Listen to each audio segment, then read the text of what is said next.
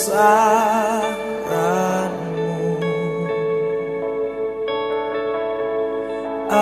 Ajaib Tuhan, ajaib Tuhan, kami memuji kebesaran-Mu.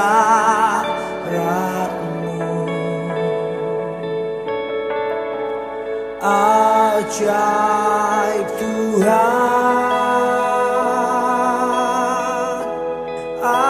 ajaib Tuhan,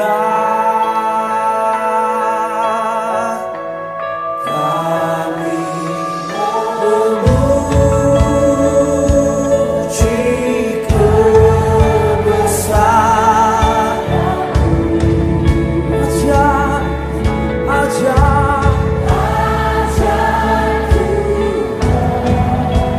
Ajaib,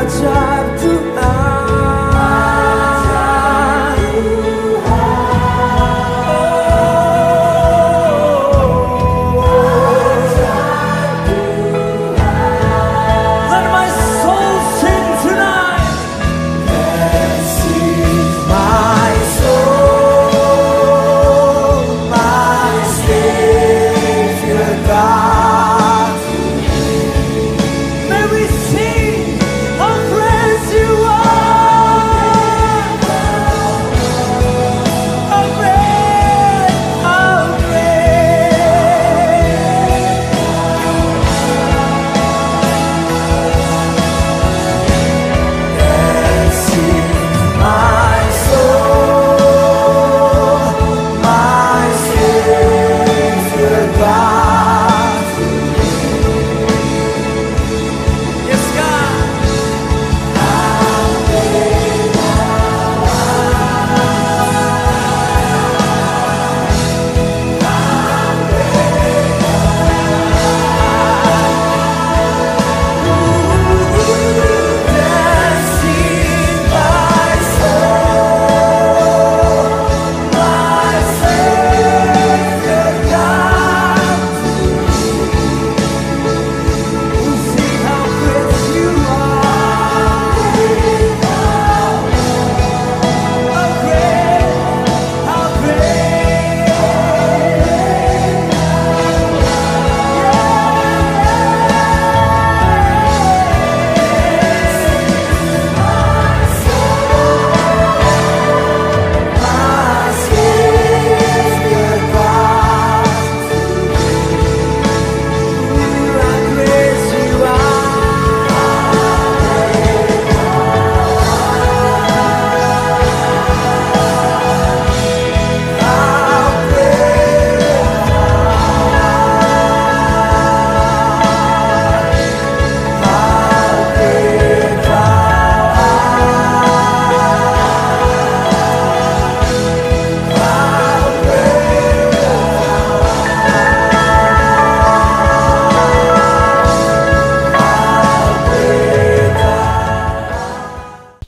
Salam sejahtera, saudara-saudari, Bapak Ibu yang saya kasih, bertemu kembali dengan saya, Pendeta Nathan Jurnawan. Nah, hari ini kita akan lanjutkan pembahasan kita di sesi yang kedua tentang pernikahan.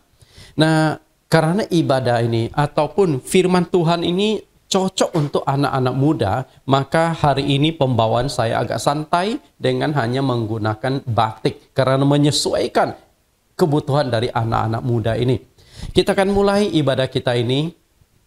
Sebelumnya kita akan mendengarkan pujian dan penyembahan yang akan disampaikan oleh Bapak Pendeta Jonathan Prawira. Nah, ada 3 lagu yang akan dibawakan oleh Pak Pendeta Jonathan, yaitu Hari Depan Penuh Harapan, Tuhan yang kita sembah adalah Tuhan yang penuh kasih, Tuhan yang sangat mementingkan kebutuhan manusia. Kenapa Allah itu menciptakan manusia di hari yang ke-6? Karena Allah ingin berikan yang terbaik bagi manusia. Segala sesuatu diciptakan secara lengkap oleh Tuhan, barulah Tuhan menciptakan manusia. Nah, demikian pula berbicara tentang hari depan, Tuhan ingin berikan hari depan kepadamu yang penuh harapan. Dan salah satu wujud hari depan itu adalah Tuhan akan menyediakan seorang pendamping yang hidup bersamamu, yang selalu berada di sisimu. Yang kedua, arti kehadiranmu. Ketika seseorang hadir di dalam hidup kita akan menjadi penuh dengan warna, hidup kita tidak akan sendiri, hidup kita tidak akan kesepian lagi. Nah, tentunya bukan hanya kehadiran seorang pasangan hidup, tapi kehadiran Tuhan itu yang paling penting. Dan lagu yang ketiga, impianku menjadi nyata. Bukan hal yang aneh bila anak-anak muda ketika berusia 10 tahun ke atas, 15 tahun ke atas, punya impian yang indah tentang masa depannya, impian yang indah akan mendapatkan seorang pasangan yang dicintai, pasangan yang sehidup semati dengan dia. Mari kita dengarkan pujian penyembahan ini agar kita bisa meresapinya sebelum kita dengarkan khotbah ini. Kita persilahkan Bapak Pendeta Jonathan, mari.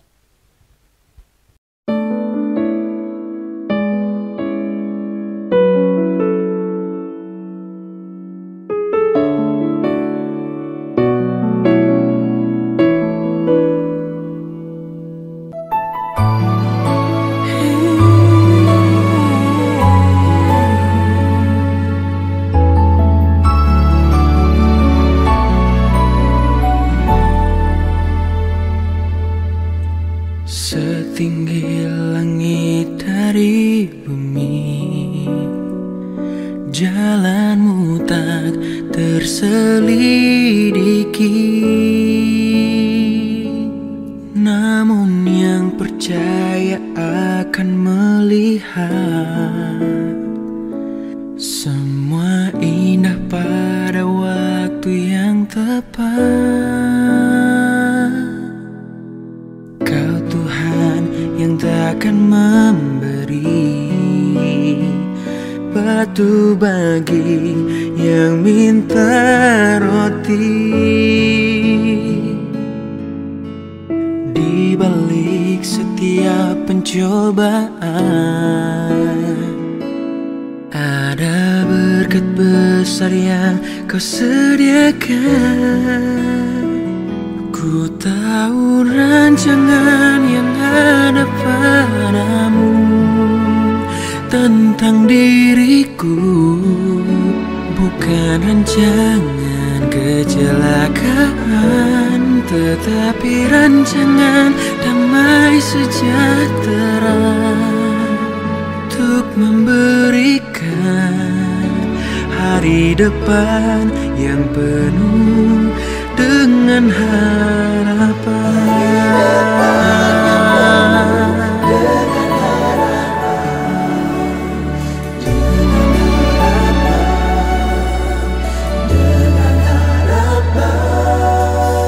setinggi langit dari bumi, jalanmu tak terselidiki. Namun yang percaya akan melihat semua indah pada waktu yang tepat. Kau Tuhan yang takkan memberi batu bagi yang minta roti. Setiap pencobaan ada berkat besar yang kau sediakan. Ku tahu rancangan yang ada padamu tentang diriku, bukan rancangan kecelakaan, tetapi rancangan damai sejahtera,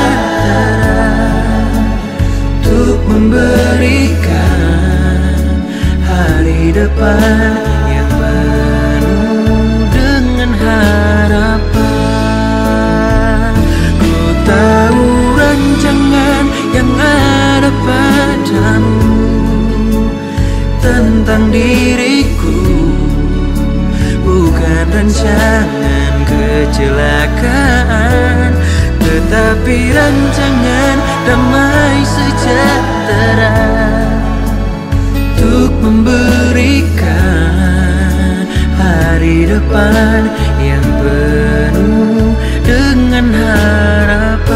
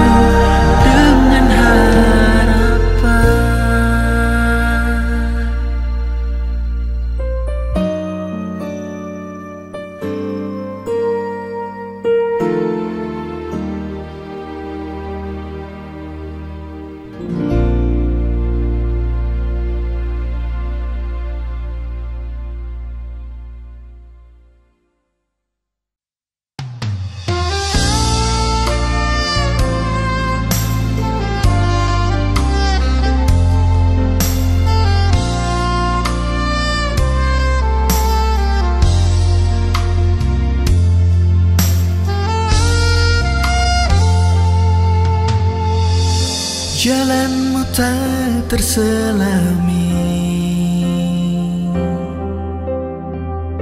oleh setiap hati kami, namun satu hal ku percaya, ada rencana yang indah. Tiada terduga kasih-Mu, heran dan besar bagiku, arti kehadiran-Mu selalu nyata di dalam hidupku. Penyertaan-Mu sempurna, rancangan-Mu penuh damai, aman dan sejahtera, walau di tengah badai. Ingin ku selalu bersama, rasakan keindahan, arti kehadiran-Mu Tuhan.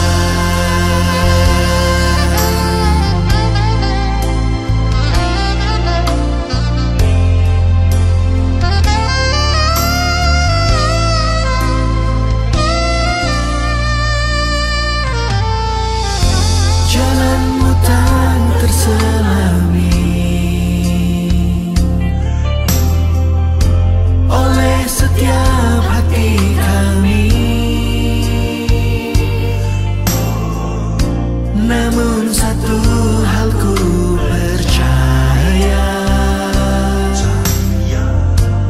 ada rencana yang indah. Tiada terduga kasihmu, heran dan besar bagiku. Arti kehadiranmu selalu nyata di dalam hidupku. Penyertaanmu sempurna, rancanganmu penuh damai, aman dan sejahtera walau di tengah badai. Ingin ku selalu bersama, rasakan keindahan arti kehadiranmu Tuhan.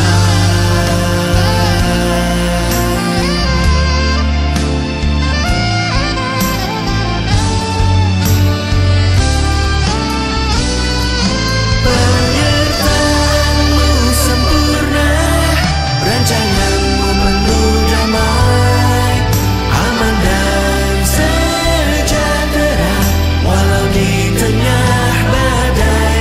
Ingin ku selalu bersama, rasakan keindahan arti kehadiranmu Tuhan.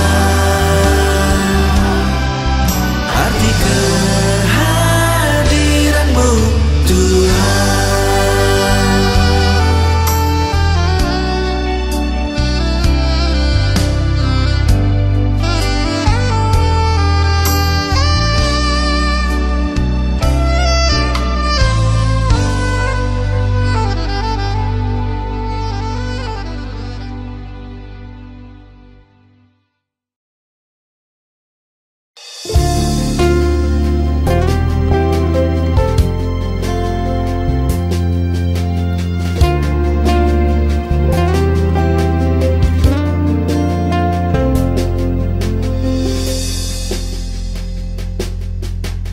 Renungkan jalan hidupku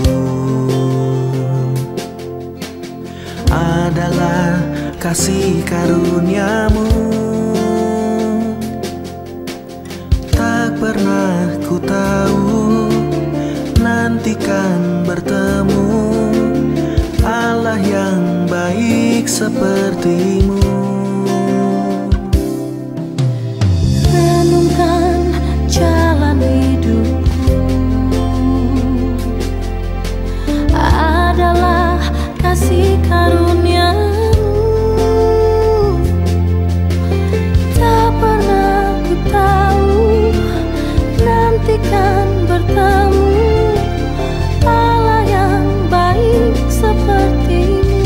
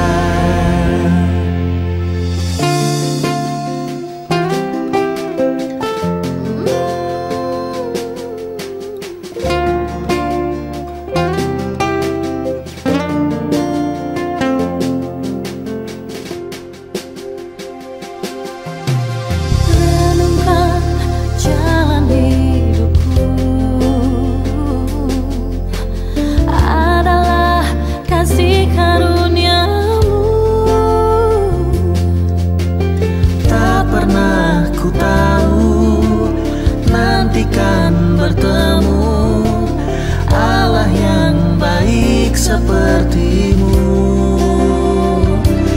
Nikmati semua kemurahan-Mu, apalagi yang perlu ku pinta. Rasakan kasih-Mu, sekarang ku tahu impianku menjadi nyata. Nikmati semua kemurahan-Mu, apalagi yang perlu ku pinta. Rasakan kasih-Mu, sekarang ku tahu impianku menjadi nyata.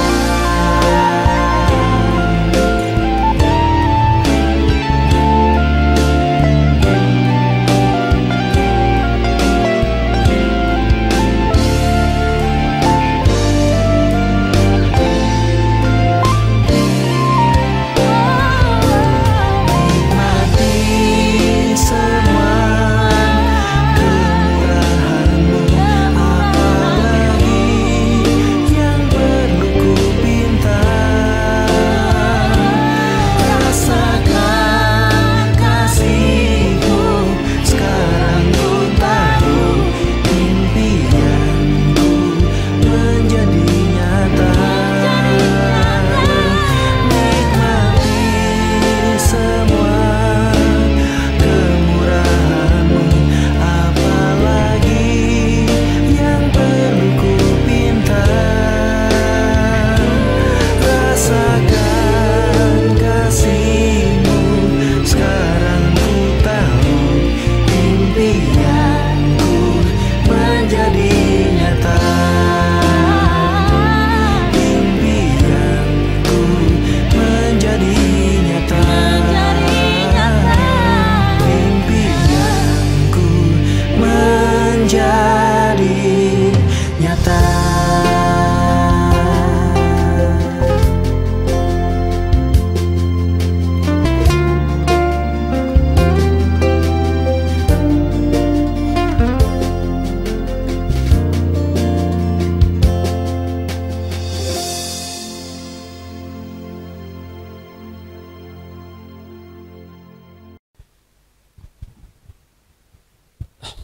Kita sudah mendengarkan pujian penyembahan yang disampaikan, yang dibawakan oleh Pendeta Jonathan Prawira berdasarkan lagu-lagu yang diciptakan oleh beliau. Saat ini kita akan masuk dalam firman Tuhan. Mari kita akan berdoa. Mohon Tuhan Yesus pimpin kita. Kita berdoa. Dalam nama Yesus Kristus, Tuhan kami, Juru Selamat kami yang hidup, kami berdoa. Terima kasih Tuhan, Engkau tetap menyertai kami, tetap memimpin kami, menuntun kami. Walaupun situasi, kondisi di dunia masih dilanda COVID yang cukup tinggi, tapi itu tidak menjadi rintangan bagi kami untuk tetap beraktivitas, untuk aktif baik di dalam pelayanan maupun di dalam ibadah kami. Virus corona tidak bisa menghalangi kami, karena kami percaya bahwa Engkau ada yang akan membackup dan melindungi kami. Karena itu, walaupun kami masih beribadah secara live streaming, kami percaya itu tidak mengurangi rasa hikmat kami, rasa persekutuan kami dengan Engkau. Buka hati kami Tuhan, supaya kami dapat memahami kebenaran firman-Mu. Khususnya anak-anak muda yang saat ini sedang mendengarkan kebenaran firman-Mu, agar mereka mengerti bagaimana sesungguhnya tentang pernikahan-pernikahan Kristiani, agar pernikahan yang akan mereka jalani adalah pernikahan yang diberkati. Terima kasih Tuhan, di dalam nama Yesus Kristus kami siap mendengarkan kebenaran firman ini. Amin. Hari ini kita akan membahas satu tema yang sangat unik, yaitu tentang perjodohan. Kita lihat di dalam Alkitab, ketika Allah melakukan penciptaan selama 6 hari, nah setiap kali Allah selesai melakukan penciptaan, ada satu kata yang selalu diulang-ulang, yaitu Allah melihat bahwa semuanya itu baik. Oke? Allah melihat bahwa semua itu baik, artinya ciptaan Allah itu baik semuanya. Kita akan coba baca ayat-ayat tersebut, saya kutipkan di sini. Kejadian pasal 1 ayat yang ke-10. Lalu Allah menamai yang kering itu darat, dan kumpulan air itu dinamainya laut. Allah melihat bahwa semuanya itu baik. Perhatikan kalimat yang saya cetak merah dan juga diberi garis bawah. Itu adalah ucapan Tuhan bahwa segala sesuatu yang diciptakan Tuhan itu baik adanya. Lalu ayat yang ke-12. Tanah itu menumbuhkan tunas-tunas muda, segala jenis tumbuh-tumbuhan yang berbiji, dan segala jenis pohon-pohonan yang menghasilkan buah yang berbiji. Allah melihat bahwa semuanya itu baik. Itu hari yang kedua. Jadi setiap pergantian hari selalu ada kalimat itu. Lalu ayat 18. Dan Allah untuk menguasai siang dan malam, untuk memisahkan terang dari gelap, Allah melihat bahwa semuanya itu baik. Kemudian ayat 21, maka Allah menciptakan binatang-binatang yang besar dan segala jenis makhluk hidup yang bergerak, yang berkeriapan dalam air, dan segala jenis burung yang bersayap. Allah melihat bahwa semuanya itu baik. Okay? Nah, ini sudah di hari yang keempat. Lalu hari yang kelima, ayat 25, Allah menjadikan segala jenis binatang liar dan segala jenis ternak dan segala jenis binatang melata di bumi, di muka bumi. Allah melihat bahwa semuanya itu baik. Perhatikan, kita setiap kali pergantian hari, kalimat itu selalu diulang. Kenapa demikian? Karena hasil ciptaan Allah itu baik adanya, sempurna adanya. Nah, ketika memasuki hari yang ke-6, ternyata ada satu kalimat yang lebih unik. Kita perhatikan ayat 31. Kejadian 1 ayat 31. Maka Allah melihat segala yang dijadikannya itu sungguh amat baik. Perhatikan penekanannya. Sungguh amat baik. Namanya sungguh itu sudah luar biasa. Ditambah amat baik. Artinya, apa yang diciptakan Allah itu sempurna adanya. Karena Allah ketika melakukan ciptaan, merancangkan apa yang akan diciptakan itu tidak sembarangan. Hari pertama mau ciptakan apa, hari kedua mau ciptakan apa, dan seterusnya. Nah, di hari ke-6 itulah Allah melakukan penciptaan atas manusia. Setelah semuanya itu selesai diciptakan. Okay? Nah, lalu ketika berbicara tentang baik, ternyata di pasal yang kedua di dalam Kejadian muncul satu kalimat tidak baik. Nah, ini jadi masalah, betul nggak? Tadi di pasal yang pertama waktu penciptaan 6 kali Allah selalu berkata baik, baik, baik. Tapi ketika memasuki pasal yang kedua muncul satu kalimat tidak baik. Loh, kok bisa? Nah, apanya yang tidak baik? Lalu masalah apa yang tidak baik? Nah, ternyata yang berkaitan dengan kalimat tidak baik itu adalah masalah pernikahan. Apa sih maksudnya Pak Nathan? Apakah pernikahan itu tidak baik? Oh, bukan itu maksud saya. Lebih baik kita baca ayatnya dulu. Kenapa muncul kalimat tidak baik? Lihat Kejadian pasal 2 ayat yang ke-18. Kejadian 2 ayat 18. Tuhan Allah berfirman, tidak baik kalau manusia itu seorang diri saja. Aku akan menjadikan penolong baginya yang sepadan dengan dia. Perhatikan di sini, muncul kalimat itu, betul nggak? Tidak baik. Okay? Nah, artinya kalau engkau hanya hidup seorang diri, tidak baik. Kenapa tidak baik, Pak Nathan? Masalahnya di mana kalau saya hidup seorang diri? Mungkin Anda yang tidak nggak kepingin menikah punya alasan-alasan, betul nggak? Oh, saya hidup sendiri lebih baik. Belum tentu. Ketika Tuhan berkata hidup seorang diri itu tidak baik, pasti Tuhan punya alasan sehingga kalimat ini muncul. Ya? Kita tidak bisa melihat kondisi zaman. Anda tidak bisa berkata, Pak Nathan, oh hidup zaman sekarang itu segalanya tuh sudah lebih baik. Hidup seorang diri lebih enak, hidup seorang diri lebih baik. Belum tentu. Karena firman Tuhan itu kalau sudah diucapkan tentu berlaku sampai kapanpun. Tuhan Yesus pernah berkata di Matius pasal yang ke-24.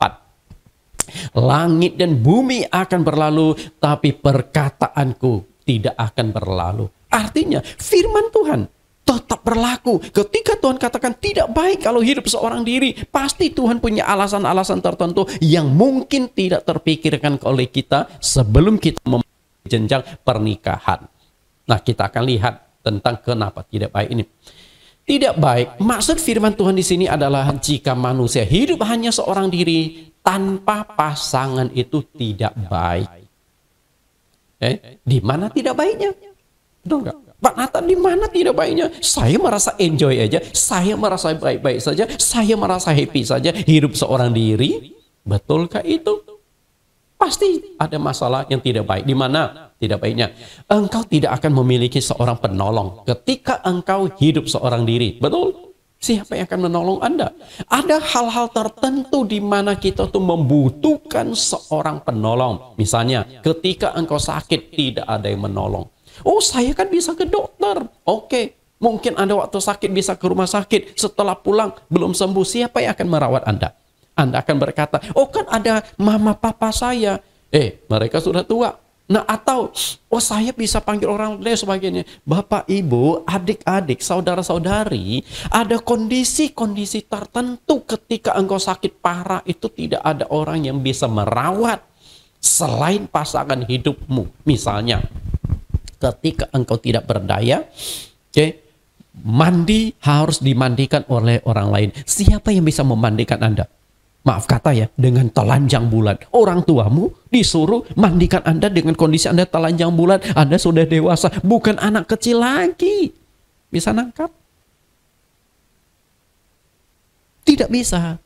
Nah, di saat itulah Anda punya pasangan hidup. Kalau mandikan Anda nggak masalah. Anda mau telanjang sendiri, mau telanjang berdua di kamar mandi pun nggak ada masalah. Betul nggak? Nah, jadi kondisi-kondisi tertentu yang harus dipikirkan. Yang kedua, ketika engkau sedih, tidak ada yang menghibur. Tidak ada orang yang paling dekat dengan Anda selain orang yang tidur satu ranjang dengan Anda. Betul? Di saat Anda sedih, di saat Anda senang, dia akan bersama-sama dengan Anda. Dengan catatan, kalau pernikahan Anda itu baik. Ketika engkau kesepian, tidak ada yang temani. Salomo mengatakan di dalam Kitab Pengkhotbah, berdua lebih baik daripada seorang diri. Jika berdua bisa saling menghangatkan, saling memberikan kekuatan. Ketika engkau hidup seorang diri, engkau mengalami kesepian. Kalau engkau ingin rasanya bagaimana kesepian, Anda coba hidup di hutan belantara 1 bulan aja. Nggak usah berinteraksi dengan orang lain. Nah, itulah namanya kesepian. Ketika engkau tua, tidak ada yang merawatnya. Karena salah satu tujuan dari pernikahan itu adalah mendapatkan keturunan. Betul?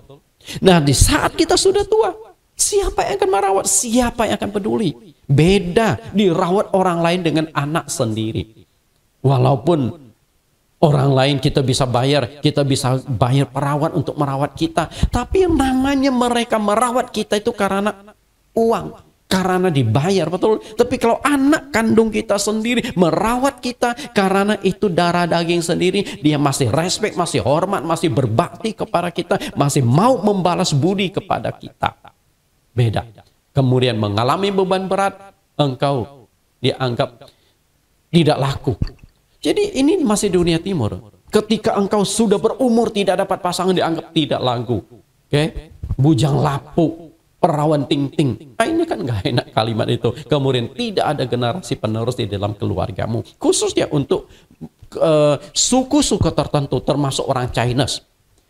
Yang bisa menurunkan marga itu adalah anak laki-laki. Ketika engkau tidak punya anak, apalagi anak laki-laki, maka engkau sudah tidak memiliki penerus untuk marga engkau. Nah, itulah kenapa Alkitab mengatakan lebih baik ada pasangan hidup. Lalu bagaimana mendapatkan pasangan hidup? Betul nggak? Bagaimana cara mendapatkan pasangan? Mungkin Anda punya keinginan tapi nggak dapat-dapat. Nah, ada 2 cara untuk mendapatkan pasangan hidup. Cara pertama adalah Anda harus mencari sendiri. Cara yang kedua adalah lewat biro jodoh. Nah, ketika mencari pasangan sendiri sudah saya kupas pada minggu yang lalu. Kalau Anda, khususnya anak muda-mudi yang kepingin punya pasangan dan belum dapat pasangan, bisa belajar kembali atau buka kembali di link YouTube kami di Jesus Christ Community. Di sana khotbah-khotbah saya secara berseri Anda bisa temukan. Bagaimana mencari pasangan hidup? Oke, kita lihat kembali. Minggu lalu kita sudah belajar bahwa nenek moyang kita Adam dan Hawa mencari pasangan yang sepadan dengan dia. Lihat di Kejadian pasal 2 ayat yang ke-20. Kejadian 2:20, manusia itu memberi nama kepada segala ternak, kepada burung-burung di udara, dan kepada segala binatang hutan. Tetapi baginya sendiri ia tidak menjumpai penolong yang sepadan dengan dia. Tidak menjumpai penolong yang sepadan, artinya adalah ketika Adam memberi nama kepada semua hewan-hewan yang datang kepadanya, dia perhatikan. Tapi tidak ada yang sepadan dengan Adam pada saat itu. Rata-rata hewan yang datang kepada dia berkaki 4, sedangkan Adam itu berkaki 2. Sampai suatu saat, nah ada tuh yang berkaki 2. Walaupun jalannya agak bongkok, jalannya agak ngengkang. Oke, Anda tahu kaki 2 yang datang kepada Adam itu siapa? Itu simpanse. Nah, untunglah Adam perhatikan, ini sudah mirip manusia nih. Untung saat itu Adam tidak berkata, ini dia tulang dari tulangku, rusuk dari rusukku. Anda bayangkan kalau Adam berkata demikian, Anda tahu nenek moyang kita hari ini siapa? Adam melihat simpanse memang mirip dengan manusia, betul? Tapi dia perhatikan lagi, kayaknya nggak sepadan juga deh. Makanya Adam tidak berani berkata kepada simpanse, engkaulah tulang rusukku, beruntung dan bersyukurlah. Kalau tidak, nenek moyang kita separuh manusia, separuh simpanse. Artinya Adam mencari. Dan Adam memang belum menemukan karena saat itu Allah belum menciptakan Hawa, belum menciptakan pasangan bagi Adam. Lalu bagaimana dengan Hawa? Dia mencari nggak? Mencari juga. Lihat ayat 21-22. Lalu Tuhan Allah membuat manusia itu tidur nyenyak. Ketika ia tidur, Tuhan Allah mengambil salah satu rusuk daripadanya, lalu menutup tempat itu dengan daging. Dan dari rusuk yang diambil Tuhan Allah dari manusia itu, dibangunnyalah seorang perempuan, lalu dibawanya kepada manusia itu. Mencari nggak? Mencari. Jadi setelah ada mencari tidak ketemu, sampai Tuhan operasi dia, ambil tulang rusuknya, dia tertidur. Setelah itu dia tidak melanjutkan mencari lagi, karena memang mungkin sudah cukup lama dia cari belum ketemu. Nah, setelah Hawa diciptakan oleh Allah melalui tulang rusuk Adam, kemudian Hawa yang datang kepada Adam. Perhatikan ya, Hawa yang datang kepada Adam. Nah, kita bisa tafsirkan perempuan yang mencari laki-laki. Nah, tentunya sebagai wanita supaya tidak dianggap agresif, maka dia didampingi Tuhan. Oke, Tuhan yang dampingi Hawa cari Adam, di mana Adam ketemu, dan begitu Adam melihat Hawa dari jauh, nah ini baru sepadan. Tidak seperti simpanse tadi. Sehingga Adam berkata, ini dia tulang dari tulangku, rusuk dari rusukku. Akhirnya mereka jadi suami istri. Artinya Adam mencari, Hawa juga mencari. Nah, itu cara pertama untuk mendapatkan pasangan hidup. Oke? Jadi dua-duanya mencari. Jadi Anda tidak boleh berkata, saya cukup menanti saja, karena saya percaya Tuhan akan kirimkan seorang pasangan hidup kepada saya. Belum tentu. Oke? Kemudian Alkitab itu banyak mengandung janji-janji.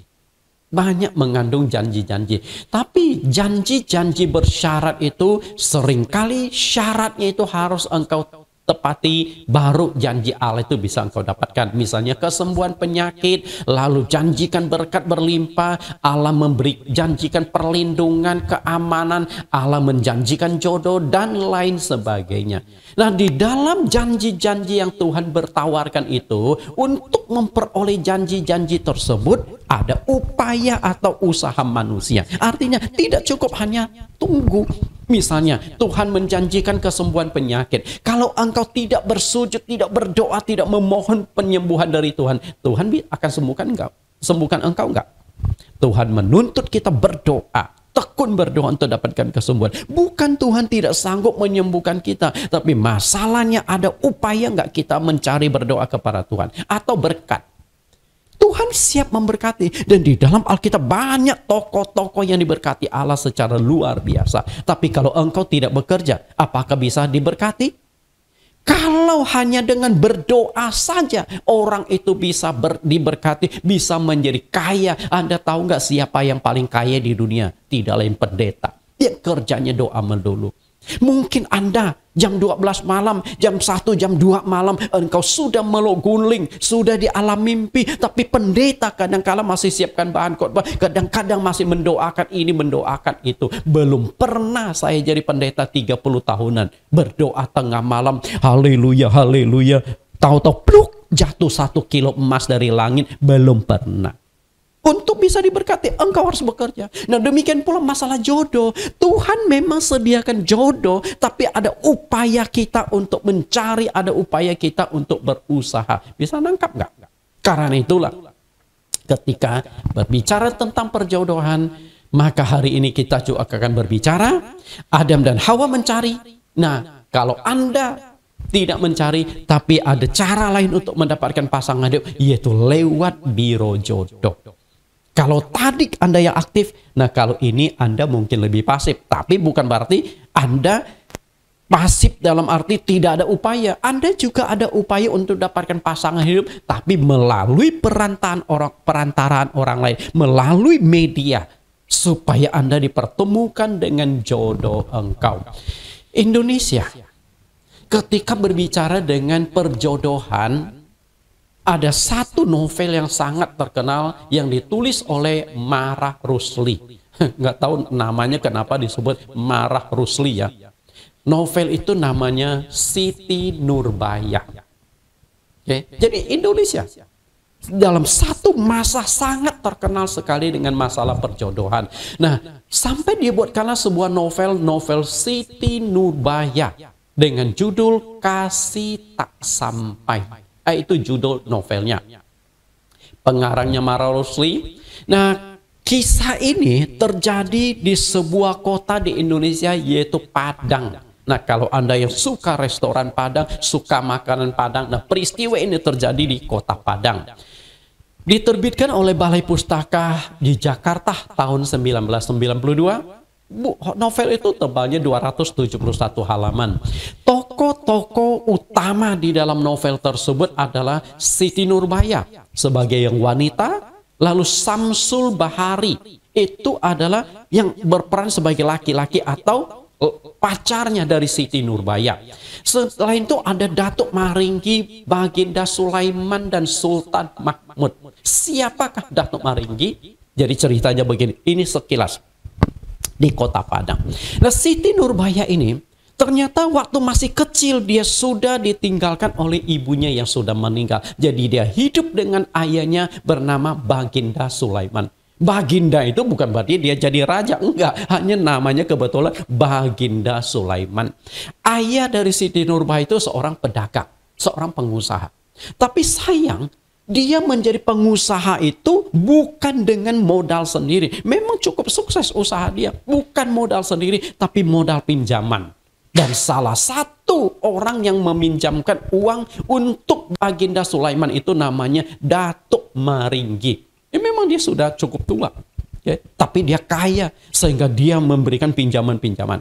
Sampai suatu saat akhirnya Datuk Maringgi tahu ini anak dari Baginda Sulaiman ini cakep sekali, yaitu Siti Nurbaya itu. Akhirnya dia tuh kepingin dapatkan anak dari Baginda Sulaiman itu. Karena itu dia jor-joran memberikan pinjaman. Tapi sampai suatu saat dia memang sengaja membuat Baginda Sulaiman itu tidak sanggup membayar utangnya. Lalu bagaimana caranya? Usahanya dibuat jadi kacau. Termasuk usahanya suatu hari dibakar tanpa diketahui siapa yang bakar. Pasti ada usaha, yaitu Datuk Maringgi memang mau buat usahanya itu hancur. Apa daya? Usahanya hancur, uangnya dia tidak sanggup kembalikan. Lalu datanglah Datuk Maringgi, bayar utangmu. Dengan membawa algojo. Nah, kalau engkau tidak bayar utangmu, engkau akan berhadapan dengan tukang pukul. Mau gimana lagi? Nah, akhirnya Datuk Maringgi yang begitu licik berkata, oke, kalau engkau ingin dilunaskan utangmu gampang. Serahkan saja putri kandungmu Siti Nurbaya jadi istriku. Saya tidak tahu ini istri keberapa ya. Nah padahal Siti Nurbaya itu sudah punya pacar namanya Samsul Bahari. Akhirnya kebetulan Samsul Bahari itu sedang menuntut ilmu di kota Jakarta, di kota besar. Karena cerita ini ada di Padang. Dan saat itu jangan Anda bayangkan sudah ada handphone, sudah bisa WhatsApp-WhatsAppan, sudah bisa teleponan atau conference call dan sebagainya. Belum ada. Belum ada, oke? Nah, di Siti Nurbaya itu akhirnya hanya bisa menulis surat kepada kekasihnya. Aku dijodohkan oleh ayahku, tapi aku tidak suka karena laki-laki ini sudah tua, sudah buruk, dan seorang rentenir. Tapi Samsul Bahari juga tidak bisa apa-apa. Dia hanya turut bersedih. Nah sampai suatu saat, akhirnya si Samsul Bahari mendapatkan liburan, lalu dipulanglah ke Padang dan dia sempat bertemu dengan Siti Nurbaya. Tapi apa daya, Siti Nurbaya saat itu sudah menikah dengan Datuk Maringgi karena dijodohkan oleh ayahnya demi menebus utang. Oke? Nah ternyata hubungan Siti Nurbaya dengan Samsul Bahari ketahuan. Sehingga Sultan Mahmud itu ayahnya Samsul Bahari. Kebetulan dia adalah penghulu di kampung tersebut. Dia marah lalu usir anaknya kembali ke Jakarta. Nah sampai di Jakarta ya sudah. Setelah itu Siti Nurbaya yang diketahui berhubungan dengan Samsul Bahari, waktu Samsul Bahari pulang ke Padang itu ketahuan juga Datuk Maringgi, sehingga Datuk Maringgi kemudian marah usir Siti Nurbaya. Lalu Siti Nurbaya ini punya keinginan untuk ke Jakarta menyusul pacar dia, walaupun status dia saat ini sudah jadi istri dari Datuk Maringgi. Dan akhirnya Datuk Maringgi merasa ini istriku, lalu mau selingkuh atau mau mengikut pacarnya yang ada di Jakarta. Kemudian dengan segala cara lalu dibunuh, diracunilah Siti Nurbaya, itu akhirnya mati. Ya, mati. Nah setelah berita kematian Siti Nurbaya sampai ke Samsul Bahari saat itu menjadi putus asa, bahkan sempat mau bunuh diri. Tapi untunglah bisa diselamatkan. Dan akhirnya sekolah dia juga berantakan. Sampai suatu saat akhirnya Samsul Bahari itu masuk ke dunia militer. Sampai akhirnya dia menjadi seorang letnan. Nah, kebetulan di Padang terjadi suatu peristiwa. Banyak rakyat di sana, kehidupan mereka itu ditekan, banyak tindakan kekerasan. Kemudian karena pekerjaan Datuk Maringgi itu rentenir, dia sering kali pinjamkan uang, tapi setelah itu dia tuntut bunganya yang tinggi. Kalau engkau tidak sanggup bayar, engkau akan dipukul, engkau akan disiksa, bahkan harta kekayaanmu akan disita. Jadi terjadi kekacauan di Padang. Lalu diutuslah Samsul Bahari, kebetulan saat itu sudah menjadi seorang letnan jendera itu ke kota Padang. Nah begitu dia tahu ternyata yang melakukan kejahatan-kejahatan itu adalah adalah Datuk Maringgi bersama dengan para algojo-algojonya. Akhirnya Datuk Maringgi ditembak oleh oleh Samsul Bahari. Oke? Nah itulah cerita sekilas Bapak Ibu yang saya kasih, perjodohan. Jadi novel ini memang sangat terkenal, Siti Nurbaya, sehingga ketika berbicara tentang perjodohan langsung kita ingat Siti Nurbaya. Apakah perjodohan sekarang zamannya seperti Siti Nurbaya?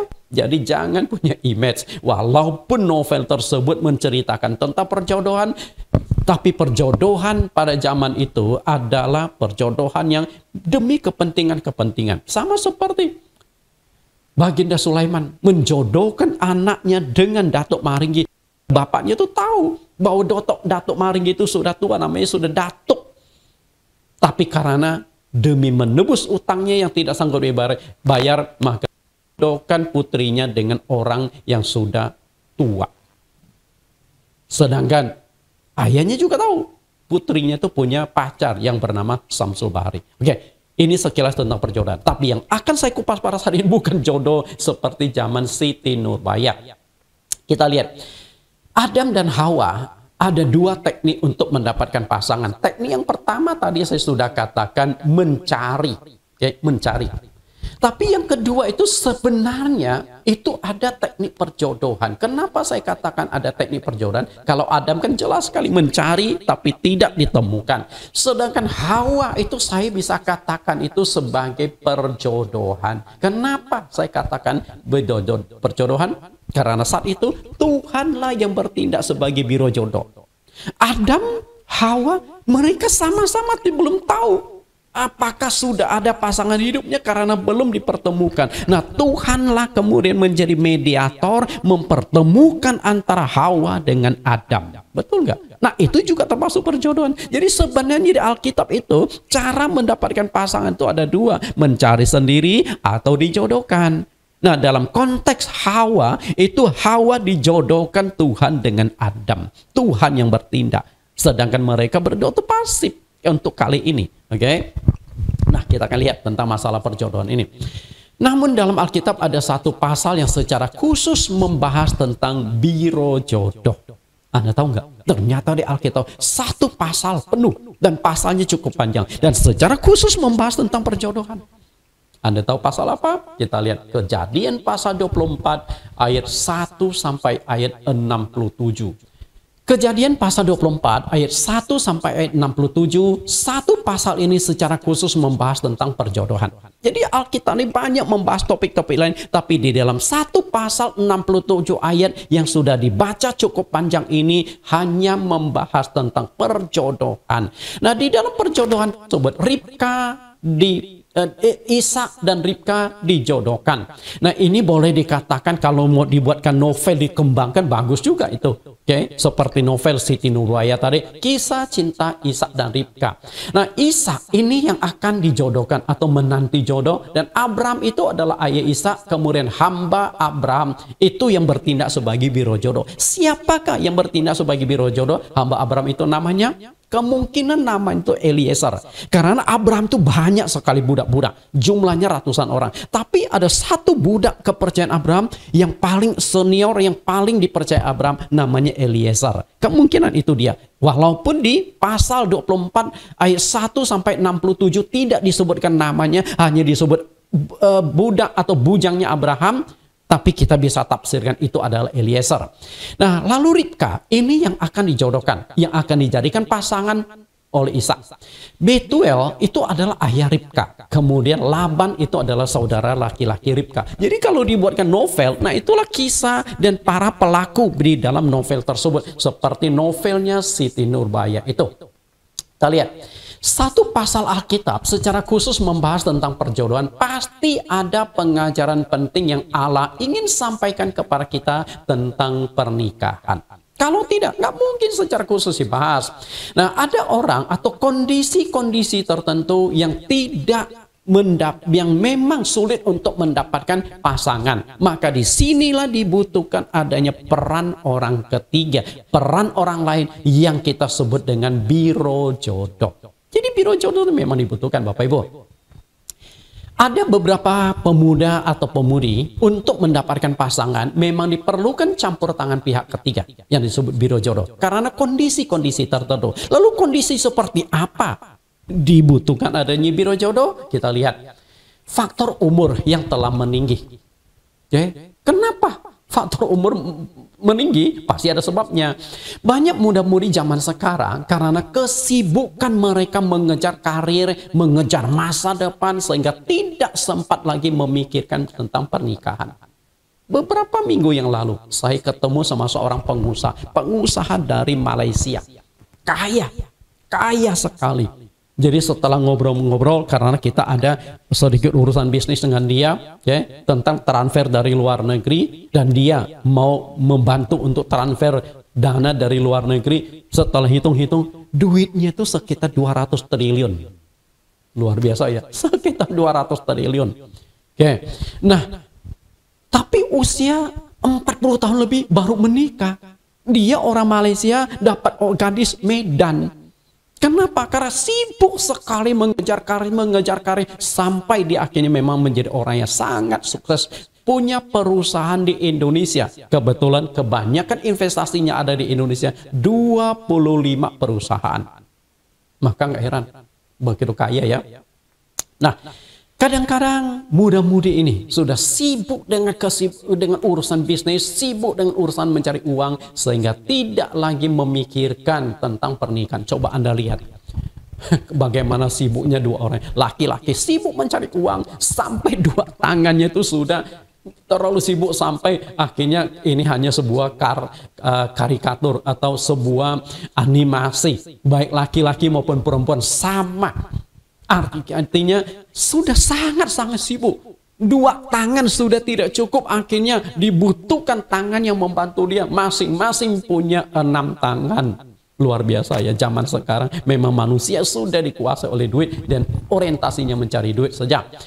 Dalam pernikahan itu mana yang terdahulu? Pernikahan atau pekerjaan? Menurut Anda gimana? Menikah dahulu, ada tiga kemungkinan. Menikah dahulu, nanti baru berusaha bekerja dan mengejar kesuksesan. Artinya dia nikah dulu. Punya uang atau tidak punya uang, tidak masalah. Yang penting dapat pasangan dulu. Nah, kalau kondisi demikian pasti Anda terjebak pernikahan dini. Dan biasa itu nggak bagus lah. Ya. Karena secara finansial belum siap. Artinya pasangan hidup Anda itu mau dikasih makan apa? Pasangan hidup Anda itu bagaimana Anda membiayai dia? Itu anak orang yang kita ambil dari istri kita loh. Kita harus bertanggung jawab loh. Karena itu cara pertama, nikah dulu baru pekerjaan, tidak bagus. Lalu kita lihat. Yang kedua adalah mengejar karir sampai sukses baru memikirkan masalah pernikahan. Artinya bekerja dulu nih, mati-matian bekerja, mati-matian mencari uang. Nanti kalau sudah kaya, sudah sukses, barulah mencari pasangan. Coba Anda lihat animasi ini. Tetap semangat, pasti bisa. Yang diimpikan apa? Punya rumah mewah, punya mobil mewah. Lalu janganlah ganggu aku lagi serius mengejar omset. Artinya dia tidak mau diganggu oleh apapun karena fokusnya itu mencari uang dan cari uang. Nah, kalau konsep yang kedua ujung-ujungnya apa? Akhirnya sudah berumur belum mendapatkan pasangan. Coba lihat tuh, badannya kekar tapi kepalanya sudah botak dan di lengannya dibuat satu tato panah dan jantung hati. Tapi sudah ketuaan, oke? Sudah tua untuk juga sulit mendapatkan pasangan. Nah, disinilah dibutuhkan oleh biro jodoh, dibutuhkan biro jodoh sebagai peran. Atau kemungkinan ketiga, pekerjaan dan pernikahan berjalan seiring. Gimana nih? Nah, menurut saya yang paling tepat itu adalah ini. Engkau menikah butuh, tapi engkau jangan tunggu sukses dulu, karena kesuksesan itu tidak ada batasannya. Selain itu, umur tidak bisa menunggu engkau sukses dulu baru mencari pasangan. Oke lah, engkau cukup sudah punya uang sekian, yang penting sudah bisa jalanin hidup, dan pelan setelah itu bersama dengan pasangan hidup engkau bekerja, menitir karir depan, berusaha untuk masa depan Anda. Jadi menurut saya bekerja dan juga menikah dua hal yang mestinya berjalan seiring dan harus dipikirkan karena berbicara faktor umur. Jadi orang membutuhkan biro jodoh karena faktor umur. Karena sudah tinggi sehingga mengalami kesulitan untuk mendapatkan pasangan. Lalu yang kedua adalah faktor kondisi fisik. Ada kalanya pemuda atau pemudi itu memiliki kondisi fisik yang membuat mereka mengalami kesulitan mendapatkan jodoh. Faktor fisik itu seperti apa? Misalnya mengalami cacat fisik. Mungkin waktu lahir sudah cacat fisiknya atau mengalami kecelakaan. Misalnya dari lahir kakinya sudah buntung. Nah, tentunya ini sulit mendapatkan pasangan hidup, betul nggak? Nah, atau dia sudah lahir kemudian dalam umur tertentu sebelum punya pasangan dia mengalami kecelakaan yang membuat dia cacat, apakah itu lumpuh atau terpaksa ada anggota tubuh dia harus diamputasi. Nah, itu demikian sulit untuk dapatkan pasangan. Kemudian memiliki penyakit tertentu. Penyakit di mana orang lain itu sulit untuk terima. Dan misalnya salah satu penyakit yang sulit diterima oleh orang itu adalah penyakit kejiwaan. Nah, ini kan jadi masalah. Oke. Memiliki wajah yang di bawah rata-rata. Dengan istilahnya jeleklah wajahnya. Sehingga jangankan untuk dapatkan pasangan, orang lihat saja menghindari Anda. Ah, itu susah. Maka dibutuhkan biro jodoh. Oke, nah ini kondisi-kondisi yang membutuhkan biro jodoh. Atau kemungkinan ketiga, faktor kondisi psikis atau kejiwaan. Ada pria atau wanita memiliki keinginan menikah, tapi terbentur dengan kondisi pikiran atau kejiwaan. Yang saya maksudkan di sini bukan berarti sakit jiwa ya. Coba kita lihat kondisi seperti apa. Memiliki perasaan minder karena mungkin dia itu miskin atau kurang gaul. Banyak anak-anak muda. Dan di gereja pun saya bertemu dengan anak-anak muda yang seperti itu. Khususnya kalau anak muda itu dari kampung sampai ke kota besar cenderung minder. Dan saya dulunya juga minder banget. Kalau hari ini Anda melihat saya khotbah nggak ada beban dan sebagainya. Dulu waktu saya belajar khotbah, karena saya dari kampung, itu lutut saya itu bisa bergemetaran.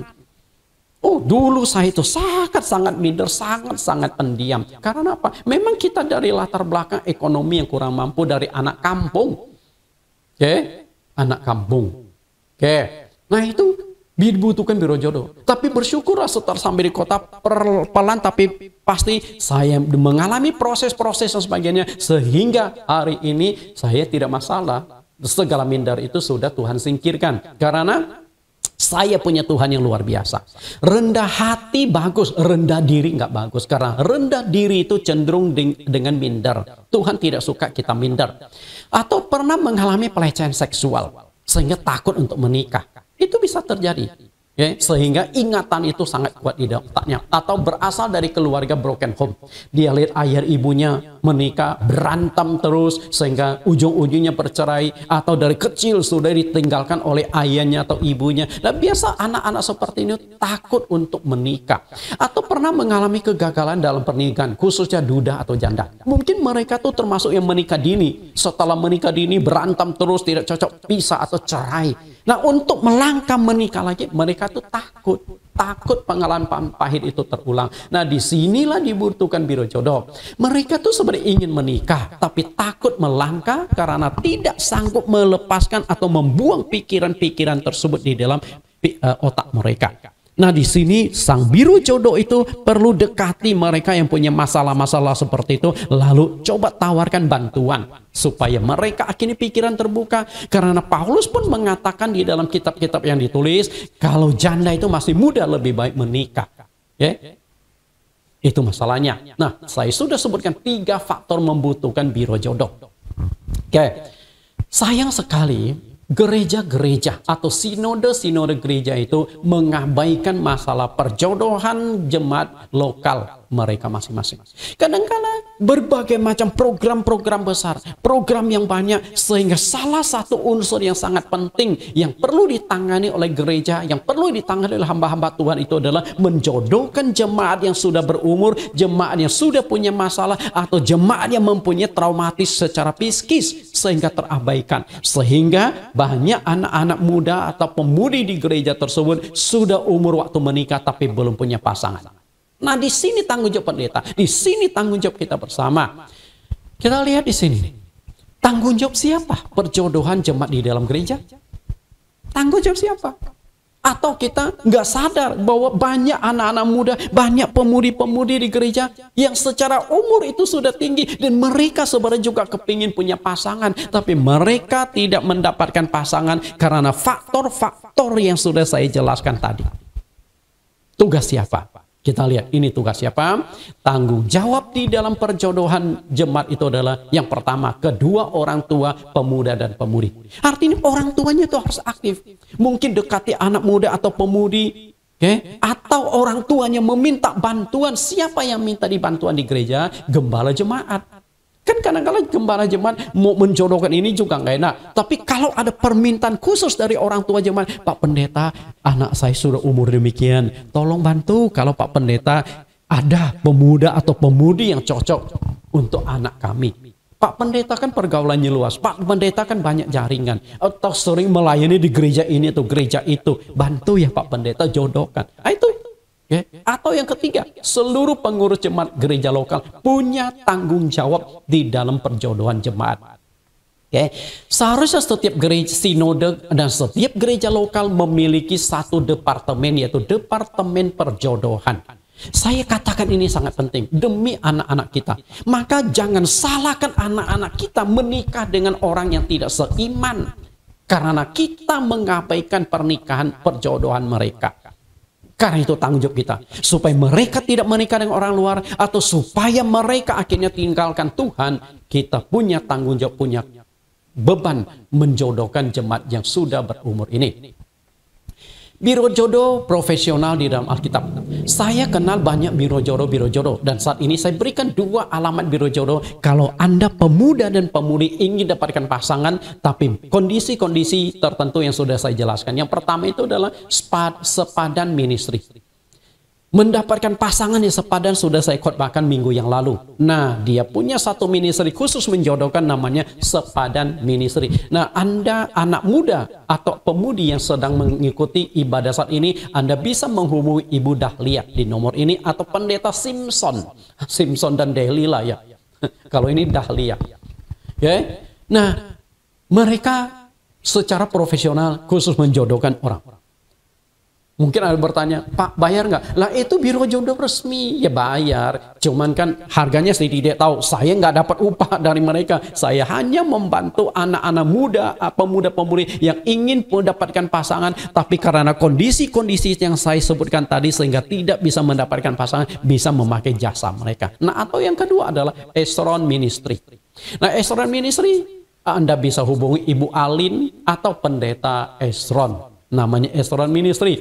Nah, kedua rekan saya ini Anda bisa hubungi untuk mendapatkan pasangan. Dan kalau Anda membutuhkan media, Pak Nathan, boleh nggak kenalkan dengan mereka? Boleh, saya siap memperkenalkan. Jadi di setiap YouTube saya itu ada nomor telepon saya, Anda bisa menghubungi saya. Atau, Pak Nathan, saya kepingin Pak Nathan yang jodohkan saya saja. Boleh, saya juga siap. Sekali-kali jadi mak comblang, nggak apa-apa. Oke. Bapak, Anda anak-anak muda bisa hubungi itu kalau memang ingin dapatkan pasangan. Kita lihat, yang ingin saya fokuskan sekarang adalah tentang biro jodoh ini. Yang menjadi biro jodoh.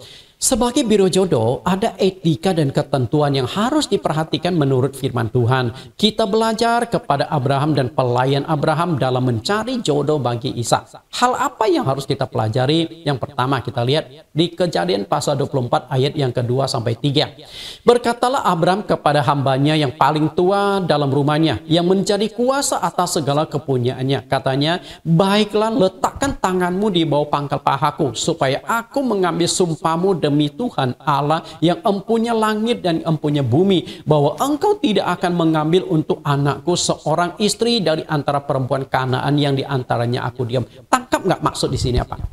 Keinginan sang Abraham sebagai ayah adalah, saat itu Abraham kan tinggal di tanah Kanaan, dan di tanah Kanaan itu sudah banyak penduduk.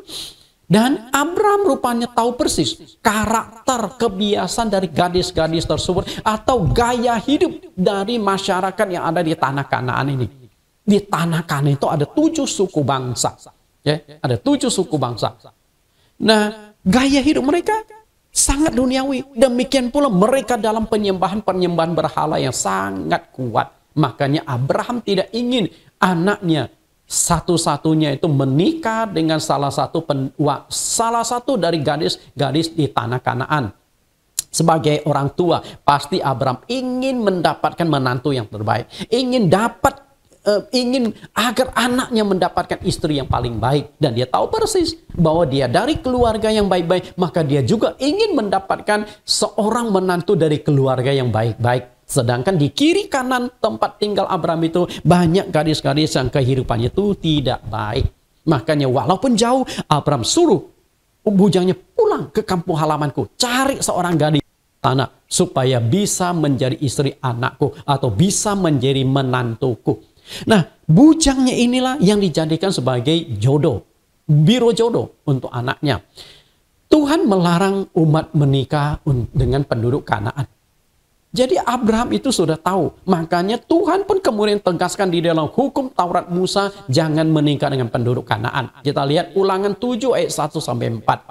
Apabila Tuhan Allahmu telah membawa engkau ke dalam negeri, kemana engkau masuk untuk mendudukinya, dan ia telah menghalau banyak bangsa dari depanmu, yaitu orang Het, orang Girgasi, orang Amori, orang Kanan, orang Feris, orang Hewi, dan orang Yebus. 7 bangsa yang lebih banyak dan lebih kuat daripadamu. Dan Tuhan Allahmu telah menyerahkan mereka kepadamu sehingga engkau memukul mereka kalah, maka haruslah kamu menumpas mereka sama sekali. Janganlah engkau mengadakan perjanjian dengan mereka dan janganlah engkau mengasihani mereka. Janganlah juga engkau mengawin dengan mereka. Anakmu perempuan janganlah kau berikan kepada anak laki-laki mereka, ataupun anak perempuan mereka jangan kau ambil bagi anakmu laki-laki, sebab mereka akan membuat anakmu laki-laki menyimpang daripadaku sehingga mereka beribadat kepada Allah lain.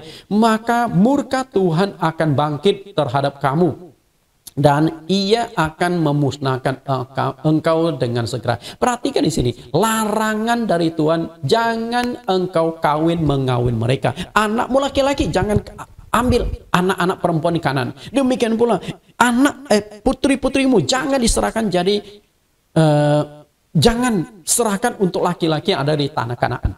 Artinya Tuhan melarang pernikahan di sana. Di sini menekankan bahwa pernikahan yang seiman itulah yang dikehendaki oleh Tuhan. Oke, pernikahan yang seiman. Artinya sebagai biro jodoh, kita berusaha mempertemukan jemaat kita yang seiman. Bila perlu bukan hanya seiman tapi juga segereja. Kenapa demikian? Karena gereja-gereja masih beda-beda doktrin, itu juga sedikit masalah. Karena itu saya agak lebih ketat. Kalau bisa itu yang satu gereja, yang satu sinode, yang satu doktrin, itu lebih baik. Oke? Lalu kita lihat yang kedua. Di Kejadian 24 ayat 12 sampai 14. Lalu ia berkata, Tuhan, Allah Tuanku Abraham, buatlah kiranya tercapai tujuanku ini pada hari ini. Tunjukkanlah kasih setiamu kepada Tuanku Abraham. Di sini aku berdiri di dekat mata air dan anak-anak perempuan penduduk kota ini datang keluar untuk menimba air. Kiranya terjadilah begini, anak gadis kepada siapa aku berkata, tolong miringkan buyung itu supaya aku minum. Dan yang menjawab, minumlah, dan unta-untamu juga akan kuberi minum. Dialah kiranya yang kau tentukan bagi hambamu ini, hambamu Ishak. Maka dengan begitu akan ku ketahui bahwa engkau telah menunjukkan kasih setiamu kepada Tuanku itu. Apa yang kita tangkap di sini? Yang kita tangkap adalah sang biro jodoh itu harus meminta petunjuk dan pimpinan Tuhan. Anda kan tidak tahu siapa yang cocok dengan siapa. Karena jodoh-jodoh itu sudah Tuhan tentukan. Maka tinggal kita biro jodoh itu mempertemukan. Kalau masing-masing cari, memang pas ketemu yang memang Tuhan akan sediakan. Saya sangat yakin bahwa Tuhan yang mengatur kehidupan, Tuhan yang punya otoritas atas kehidupan kita. Tuhan sudah tentukan kapan kita lahir, kapan kita mati, bagaimana kehidupan kita. Dan juga Tuhan juga sudah tentukan jodoh kita ini siapa. Tinggal masalahnya Anda mau terima apa enggak apa yang dijodohkan oleh Tuhan. Karena itu kalau Anda baca di Kejadian pasal 24 sangat jelas Tuhan bekerja secara nyata menjodohkan Ishak dengan Ribka. Padahal begitu banyaknya wanita-wanita yang hidup pada saat itu. Begitu banyak perempuan-perempuan Kanaan. Tapi kenapa Tuhan menjodohkan Ishak itu dengan Ribka? Dan faktanya memang akhirnya mereka menikah bahagia sampai tua. Karena itu memang Tuhan yang menjodohkan. Bapak Ibu yang saya kasih, karena itu seorang biro jodoh mutlak mendapatkan harus meminta petunjuk Tuhan. Jadi jangan karena profesi, jadi kita jodohkan orang ini sembarangan, tapi minta petunjuk Tuhan. Saya mau jodohkan ini, kan? Engkau tuntun Tuhan, siapa yang cocok, pasangan mana yang lebih baik. Laki-laki ini cocokkan dengan perempuan mana, perempuan ini mau dicocokkan atau dijodohkan dengan laki-laki yang mana. Karena itu kepada biro jodoh, saya harapkan Anda meminta petunjuk dari Tuhan. Gembala-gembala, pengurus gereja, orang tua, minta petunjuk dari Tuhan. Jodoh mana yang cocok untuk anak-anak kita. Lihat, satu kali saya melayani di Banjarmasin. Ada seorang anak muda. Dia tuh naksir dengan seorang gadis. Gadis tuh lumayan cantik. Tapi anak muda ini maunya Tuhan yang menentukan jodoh untuk dia. Karena itu dia selain bersandar berdoa, sampai suatu hari dia berkata, Tuhan, saya naksir sama gadis itu. Tapi saya tidak tahu apakah dia jodoh aku atau bukan. Karena itu aku minta petunjuk engkau. Dan waktu anak muda itu cerita kepada saya jantung sampai deg-degan. Karena ceritanya cukup seru. Ceritanya cukup seru dan sangat-sangat berbahaya, menyerempet bahaya. Jadi ceritanya begini. Dia naksir sama gadis itu. Lalu bagaimana caranya dia tahu itu adalah jodoh dari Tuhan? Akhirnya dia minta tanda dari Tuhan. Dia mengosongkan sebuah dompet. Tinggal dompet itu ya hanya beberapa ratus ribu. Dan surat-surat penting sudah dikosongkan. Dan dia masukkan KTP dia. Sedangkan kartu kredit segala sudah dikosongkan dari dompet itu. Nah, dia punya rencana begini. Dia akan berdoa. Nah, di hari ibadah muda-mudi. Kebetulan ibadah muda-mudi di gereja itu adalah hari Sabtu. Hari Sabtu. Lalu dia ingin. Setelah selesai ibadah, dia akan taruh dompet dia ke satu sudut di dalam aula. Di dalam ruangan aula. Nah, gadis yang dia taksir, siapapun gadis yang menemukan dompet ini dan kembalikan kepada dia itu adalah jodoh saya. Walaupun dia sudah naksir sama seorang gadis, tapi kan dia tidak tahu ini gadisnya jodoh dari Tuhan atau bukan. Ya, karena itu dia maunya Tuhan yang jodohkan. Nah, saya katakan itu riskan. Riskannya apa? Pertama, dompetnya tuh bisa hilang. Karena ada duitnya. Memang sengaja dia taruh beberapa ratus ribu. Oke. Lalu, masalah yang kedua adalah ternyata di hari ibadah anak muda di jam yang sama ada komisi wanita di ruang yang berbeda. Anda kebayang nggak? Andai kata yang menemukan dompet dia itu adalah emak-emak atau oma-oma. Lalu lihat ini ada duit dan ada KTP. Lalu dia cari anak muda itu, kembalikan dompet itu kepada anak muda itu. Anda kebayang nggak? Bagaimana riskannya? Berani nggak anak muda yang melihat oma-oma rambut putih, wajah sudah keriput, bawa dompet, langsung dia berkata, ini dia jodoh dari Tuhan. Berani dia berkata begitu? Jadi waktu dia cerita demikian, waduh saya juga terbawa perasaan, waduh riskan banget, resiko banget. Tapi apa yang terjadi? Akhirnya dia benar nekat itu hari itu. Oke? Dia taruh dompetnya di satu tempat yang tidak mudah ditemukan lah. Dan uniknya, hari itu selesai ibadah, lalu muda-mudi sudah pulang. Kemudian si gadis yang naksir bisa beres-bereskan ruangan aula. Memang dia tuh sering, pemudi yang satu ini cukup rajin lah. Gelas bekas minuman atau kertas-kertas yang bekas tisu dan sebagainya. Dia pungut taruh sampah. Dia temukan tuh dompet. Dia lihat, loh. Akhirnya dicari anak muda itu. Anak muda itu sebenarnya ada di ruang lain. Memang sengaja tunggu dompetnya datang. Begitu lihat gadis yang dia taksir itu membawa dompetnya. Hatinya langsung rasanya, puji Tuhan. Dia hampir bersujud katanya. Untunglah saya tidak bersujud. Karena ada gadis yang lagi mengantarkan dompet. Nah dari sana dia tahu itu Tuhan yang kasih petunjuk. Dan setelah gadis itu diceritakan, saya tuh sebenarnya sedang meminta petunjuk dari Tuhan. Aku memang sengaja. Dompet itu kok kosongkan 300-an ribu dan ada KTP. Nah, gimana? Akhirnya dia tanya gadis ini, kamu sudah punya pasangan? Gadis ini belum. Akhirnya gimana? Akhirnya mereka menikah. Itu benar-benar jodoh dari Tuhan. Jadi kadang-kadang Tuhan menjodohkan itu unik. Engkau naksir kepada seseorang dan engkau mungkin tidak tahu orang itu jodoh engkau atau bukan, minta petunjuk dari Tuhan. Ya, tanda dari Tuhan. Nah, ini biro jodoh pun sama. Dia minta tanda dari Tuhan. Karena dia tidak tahu begitu banyaknya gadis-gadis yang akan datang ke sumur untuk menimba air. Mana yang cocok biro jodoh, mana yang cocok untuk Ishak. Apakah salah satu dari gadis ini atau tidak. Karena dia tahu kalau tidak ditemukan di sumur ini, dia akan pulang ke kampung halamannya Abraham.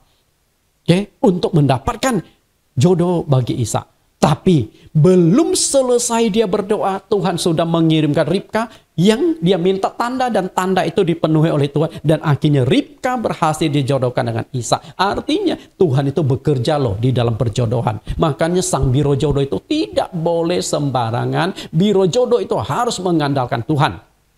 Amsal pasal 35. Percayalah kepada Tuhan dengan segenap hatimu dan janganlah bersandar kepada pengertianmu sendiri. Akuilah dia dalam segala lakumu, maka ia akan meluruskan jalanmu. Janganlah engkau menganggap dirimu sendiri bijak. Takutlah akan Tuhan dan jauhilah kejahatan. Jangan andalkan kehebatan kepintaran sendiri. Seorang biro jodoh tetap, walaupun engkau sudah punya pengalaman dalam menjodohkan orang, tetap sandar Tuhan, mengandalkan Tuhan. Karena hanya Tuhan yang tahu si A dengan si B, si C, si D dan sebagainya, mana yang cocok satu dengan yang lain. Hanya Tuhan yang tahu. Kemudian reaksi Ribka atas perjodohan ini. Ribka setelah mendengarkan bagaimana campur tangan Tuhan dan bagaimana tanda yang jelas dari Allah, dia langsung menyatakan kesediaannya untuk dijodohkan dengan Ishak. Padahal dia belum kenal Ishak itu siapa. Mungkin bujang Abraham itu sudah sebutkan namanya Ishak, tapi dia kan belum pernah lihat. Bapak Ibu, zaman dulu belum ada kamera, belum ada handphone, sehingga ini loh Ishak, wajahnya ganteng kan? Enggak. Jadi bujang itu hanya bisa ceritakan sekilas, tapi wajahnya Ishak seperti apa, Ribka belum melihat. Tapi Ribka begitu tahu ini dari Tuhan, langsung menyatakan kesediaannya dijodohkan. Kita lihat Kejadian 24 ayat 56. Tetapi jawabnya kepada mereka, janganlah tahan aku, sedang Tuhan telah membuat perjalananku berhasil. Lepaskanlah aku supaya aku pulang kepada Tuanku. Kata mereka, baiklah, kita panggil anak gadis itu dan menanyakan kepadanya sendiri. Lalu mereka memanggil Ribka dan berkata kepadanya, maukah engkau pergi beserta orang ini? Jawabnya, mau. Kita lihat, begitu polosnya Ribka, dia berkata, oke, kalau memang itu petunjuk dari Tuhan, saya siap ikut. Padahal ini bujangnya Abraham, dia juga belum kenal. Pelayannya Abraham, dia juga baru kenal. Ada risiko nggak? Ada.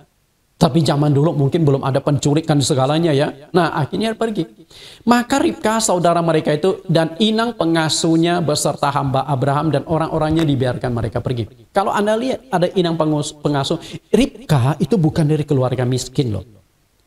Ayah Ribka Betuel itu keluarga kaya, banyak kambing domba, banyak hewannya. Makanya Ribka walaupun sudah seorang gadis, tapi dia punya inang pengasuh, punya pelayan loh.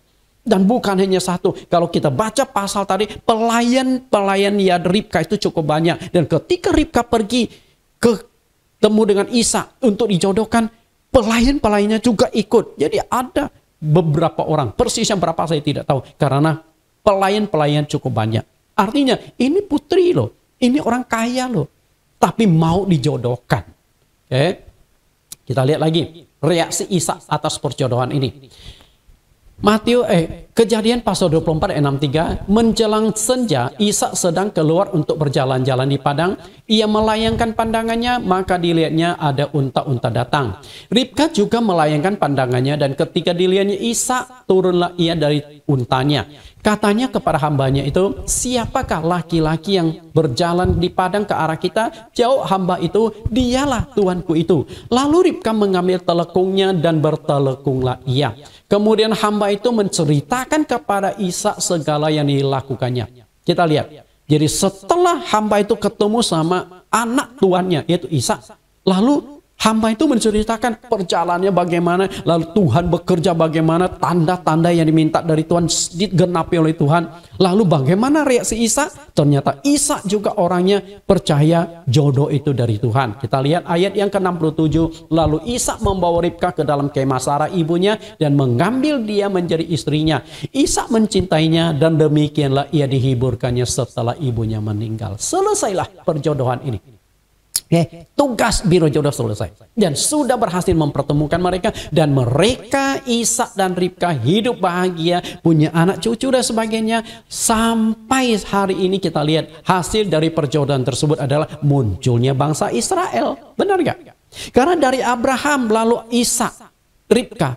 Ishak dan Ribka menikah. Setelah itu mempunyai 2 anak, Esau dan Yakub. Kemudian dari Yakub punya 12 anak laki-laki, kemudian dari 12 laki-laki anak Yakub itulah munculnya bangsa Israel. Artinya Ishak dan Ribka ini adalah cikal bakal munculnya bangsa Israel. Dan hari ini bangsa Israel ada karena berhasilnya dipertemukan jodoh antara Ishak dengan Ribka. Itu ceritanya. Karena itu perjodohan itu Tuhan campur tangan loh. Kalau Anda tidak bisa mencari, Anda bisa lewat biro jodoh. Tapi bersandarlah, serahkan kepada Tuhan. Tuhan akan mempertemukan pasangan hidup untuk Anda. Bapak Ibu yang saya kasih, anak-anak muda yang saya cintai, sebagai penutup saya akan ceritakan sebuah ilustrasi, sebuah kisah. Ya. Kisah ini adalah tentang perjodohan di Tiongkok, di zaman kuno dulu. Mungkin Anda kenal dengan istilah comblang. Comblang itu adalah istilah menjodohkan, maka disebut mak comblang. Di sini ada seorang ibu-ibu yang hidup di satu kampung di pedalaman Tiongkok. Nah, ibu ini punya nama, tapi penduduk di kampung kamu itu tidak kenal nama ibu. Tapi kalau begitu menyebut kata Mak Comblang, semua orang tahu. Dari tua sampai muda sampai anak-anak, Mak Comblang. Karena apa? Ternyata profesi dia sebagai Mak Comblang, sebagai biro jodoh ini berhasil menjodohkan banyak muda-mudi di berbagai kampung. Okay? Berhasil. Karena itu banyak anak-anak muda, pemuda-pemudi yang hidupnya bahagia. Karena Mak Comblang ketika menjodohkan itu dia perhatikan baik. Ada kriteria, ini cocoknya dengan ini cocoknya dengan itu. Dia perhatikan baik, jadi enggak sembarangan. Makanya banyak yang berhasil dijodohkan yang hidupnya bahagia. Okay? Karena Mak Comblang itu juga mempertimbangkan nilainya. Yang ini nilainya berapa dan cocoknya dapat nilai dijodohkan dengan nilai berapa. Kalau anak muda ini nilainya 5, maka dicarilah nilai yang 5 atau 6 atau di bawahnya, jadi lebih mudah. Dan rata-rata mereka yang berhasil dijodohkan itu cocok, hidup mereka bahagia. Sampai suatu ketika, Mak Comblang kemudian didatangi oleh seorang pemuda. Tapi pemuda ini yang meminta jodoh ini ada sedikit masalah. Kenapa? Kakinya pincang. Dia datanglah pada Mak Comblang. Mak Comblang, saya minta engkau untuk menjodohkan aku dengan seorang gadis. Nah, Mak Comblang juga bingung karena selama ini yang dijodohkan tuh orang-orang normal. Walaupun ya mungkin wajahnya rata-rata, itu kan banyak. Tapi yang ini pincang kakinya. Jadi kalau jalan itu begini, kaki kiri kanan begini. Siapa yang mau terima laki-laki seperti ini? Nah, tapi Mak Comblang karena profesi memang comblang, lalu dia tulis datanya, alamat lengkapnya, dan sebagainya. Oke, anak muda, kalau aku sudah temukan pasangan untuk engkau, aku akan hubungi engkau. Ya sudah, sebulan, 2 bulan, setahun, 2 tahun, sampai beberapa tahun dia belum temukan jodoh yang cocok untuk anak muda ini. Karena siapa yang mau menikah dengan pincang begini? Sampai suatu saat Mak Comblang ini sudah lupa sama anak muda karena dia punya buku catatan banyak yang sudah datang kepada dia setelah anak muda ini berhasil dijodohkan, tapi yang ini belum. Lalu sampai suatu ketika setelah beberapa tahun datang seorang gadis minta jodoh kepada Mak Comblang. Dan gadis ini pun ternyata ada sedikit masalah, bibirnya sumbing. Mungkin Anda berkata, ya operasi dong Pak Nathan. Ini kan zaman sekarang enak operasi, bisa diratakan, diperbaiki. Betul, zaman dulu belum ada operasi bibir sumbing. Ya sumbingnya terpaksa lah. Okay? Nah akhirnya Mak Comblang dia juga sudah lupa dengan laki-laki ini yang pincang ini. Dia catat gadis ini. Setelah catat, oke, gadis, kalau saya sudah temukan pasangan untuk engkau, maka aku akan jodohkan engkau. Ya sudah. Tapi Mak Comblang ini hanya mencatat, sebenarnya dia itu tidak begitu respect untuk menjodohkan gadis ini. Gimana bisa laku gadis ini? Nah sampai suatu hari setelah lewat berapa tahun, Mak Comblang itu malam itu tidak bisa tidur. Akhirnya iseng-iseng dia lihat buku catatan perjodohan dia. Bolak-balik. Dia lihat ini siapa saja yang sudah berhasil dijodohkan dan sukses. Nah sampai suatu saat Mak Comblang begitu bolak-balik buku, ketemu siapa saja yang belum dijodohkan, ada catatan, ketemu sama datanya si pincang berapa tahun yang lalu. Lalu dia teringat, loh ini pincang belum dapat pasangan. Bukankah ada seorang gadis sumbing yang pernah datang untuk minta jodoh kepada aku? Kalau aku jodohkan si pincang dengan si sumbing, kira-kira gimana ya? Lalu setelah dia pikir, lalu dia ingin coba. Coba. Nah, tapi bagaimana caranya mencoba? Karena kalau dipertemukan langsung kan bisa batal. Dan akhirnya Mak Comblang kemudian datangi kepada anak muda ke kampung. Di mana alamat itu ada. Nah setelah ketemu sama anak muda ini, anak muda lihat datang, Mak Comblang datang, dia senang dong. Dia berkata, anak muda, aku sudah temukan pasangan yang cocok untuk kamu. Nah anak muda karena kakinya yang pincang ini senang. Oh ya, ternyata ada juga yang mau terima aku sebagai si pincang. Mak Comblang berkata, udah kamu tenang saja, kamu masih mau dijodohkan? Mau. Yaudah tanda tangan.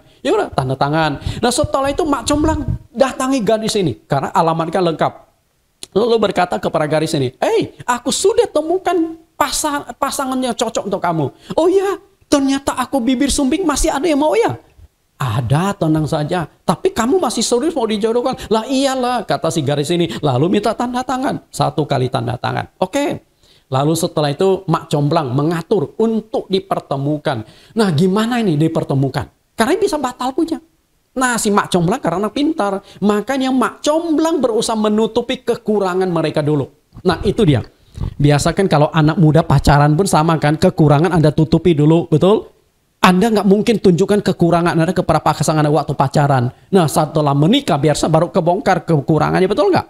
Nah si Mak Comblang menggunakan prinsip itu, teori itu. Tutupi dulu kekurangan mereka masing-masing. Tapi gimana cara tutupinya? Sumbing kan nggak bisa tutupi, pincang juga nggak bisa tutupi. Tapi yang namanya Mak Comblang yang sudah terkenal ahli, dia ada caranya. Nah saat itu dia mulai pertemukan. Mak Comblang kemudian berkata kepada yang laki-laki ini, saya akan pertemukan kamu dengan gadis yang cocok untuk kamu. Nah laki-laki berkata, oke, siap. Karena dia senang dong, walaupun pincang, tapi masih bisa dapatkan pasangan. Lalu dia tanya, lah gimana kalau gadis itu lihat aku jalan begini, pincang begini? Tenang, ada caranya. Kalau menurut Anda caranya gimana? Lalu Mak Comblang berkata, kamu mau pertemukan dengan gadis, mau bertemu dengan calon engkau kan? Oh iya, oke, tanda tangan kedua kali. Ya udah dia tanda tangan nih. Begini, nanti tanggal sekian, bulan sekian, jam sekian, aku akan bawa gadis itu ke sebuah taman. Ya, nah kamu datang ke taman itu, tapi kamu jangan jalan kaki. Kalau kamu jalan kaki, ketahuan pincang kamu. Lah gimana caranya? Pakai tongkat? Yang nggak bisa. Lalu Mak Comblang berkata, kamu cari kuda. Mau beli, kamu sewa, masa bodoh, pokoknya kamu datang pakai kuda. Ya udah. Akhirnya si gadis itu disuruh sembunyi di satu taman, di bawah di semak-semak, ada pohon-pohon bunga. Lalu si laki-laki itu kemudian pelan-pelan datang. Oke, Anda tahu datang pakai apa? Pakai kuda tuh. Nah, pincangnya masih kelihatan nggak? Nggak kelihatan, betul? Ya udah, naik kuda dia. Gagah. Nah, kemudian Mak Comblang yang temani gadis itu berkata, tuh, itu yang bawa kuda itu pasangan kamu. Laki-laki yang cocok untuk kamu. Si gadis ini yang karena bibirnya sumbing ini lihat dari jauh. Wih, ternyata laki-laki itu mantap. Ganteng.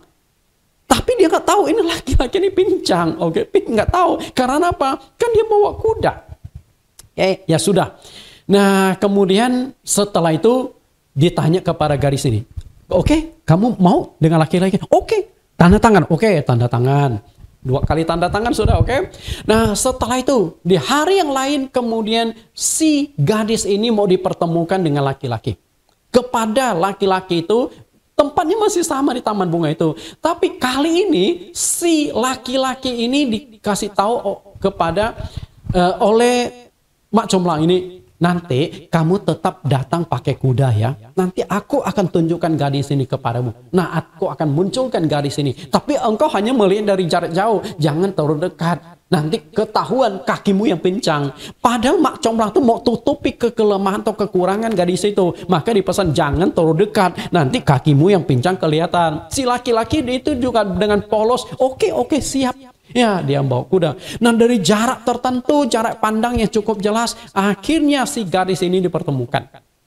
Tapi masalahnya gimana gadis ini dipertemukan? Mak Comblang sudah berkata, nanti kamu aku pertemukan dengan laki-laki itu, jangan sampai laki-laki itu tahu kamu tuh sumbing ya. Caranya gimana? Ya, kamu bawa sebuah kipas Cina. Oh, ternyata kipas Cina ternyata selain untuk membuat hawa adem juga dipakai untuk menutupi sumbingnya. Nah, waktu itu si gadis itu mulai dimunculkan. Tapi dari jarak tertentu. Lalu laki-laki itu hanya melihat dari jauh. Nah, si gadis ini dikatakan, kamu lenggang-lenggo, pura-pura malu, lalu pakai kipas nutupi bibir kamu ya. Itu si laki-laki dari jarak jauh melihat, wih ini gadis oke juga. Kulitnya putih, malu-malu, bawa kipas begini. Padahal sebenarnya dia gaya begini itu pakai kipas pura-pura malu. Sebenarnya lagi menutupi sumbingnya. Tapi si laki-laki kan dari jarak jauh nggak bisa lihat. Pokoknya dia lihat ini gadisnya putih. Kemudian malu-malu. Biasa kan malu-malu katanya bagus. Malu-malu tapi malu-malu tapi mau, acuh-acuh tapi butuh, benar nggak? Oke. Nah, kemudian dia datang kepada laki-laki lagi macam, oke, sudah lihat pacarmu? Oke, calonmu? Oke, masih mau? Oke, tanda tangan. Yaudah. Nah, masalah muncul nih. Sudah ditentukan hari pernikahan. Nah, kalau sudah dipertemukan di hari pernikahan kan sudah nggak bisa hilang dong. Sudah nggak bisa elak, pasti ketahuan dong. Nah, akhirnya di hari pernikahan, setelah itu mereka tidak dipertemukan ya. Setelah tidak dipertemukan secara langsung lagi. Nah, di hari pernikahan. Oke, di hari pernikahan, kelemahan mereka kan sudah tidak bisa ditutupi.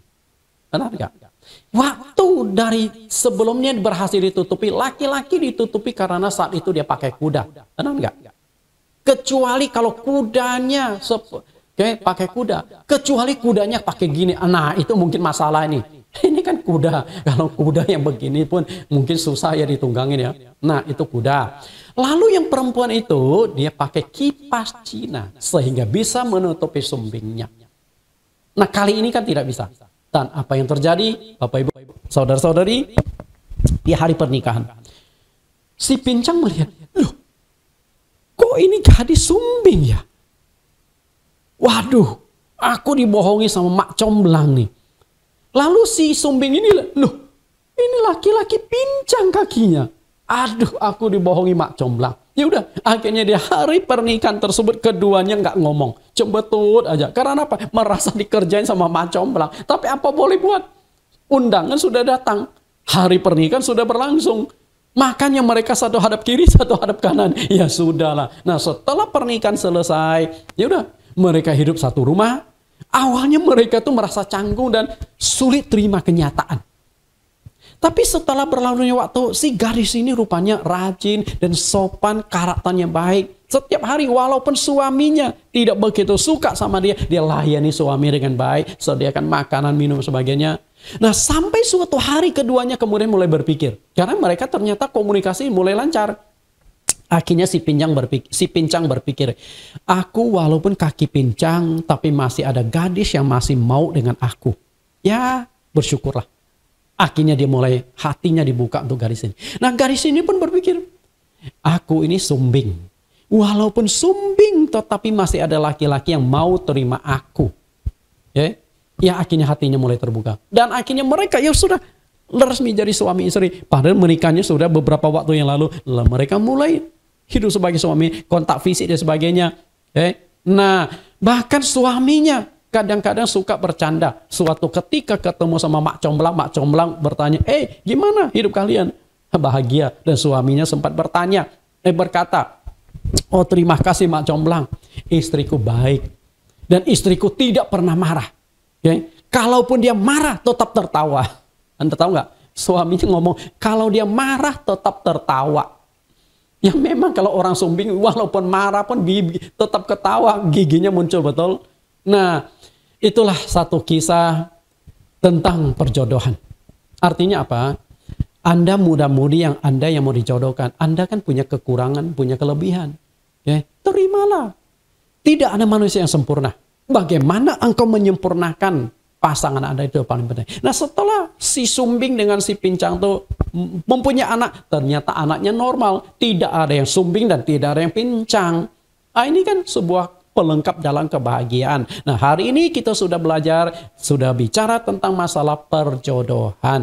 Kalau Anda muda-mudi ingin mendapatkan pasangan lewat biro jodoh, saya sudah kasih alamat biro jodoh. Kalau Anda ingin saya bantu menjodohkan, saya juga boleh membantu Anda. Semoga melalui cerita hari ini Anda dapatkan bayangan bahwa tidak baik hidup seorang diri. Tuhan tetap ingin agar engkau punya pasangan, dan bagaimana mendapatkan pasangan Anda harus cari.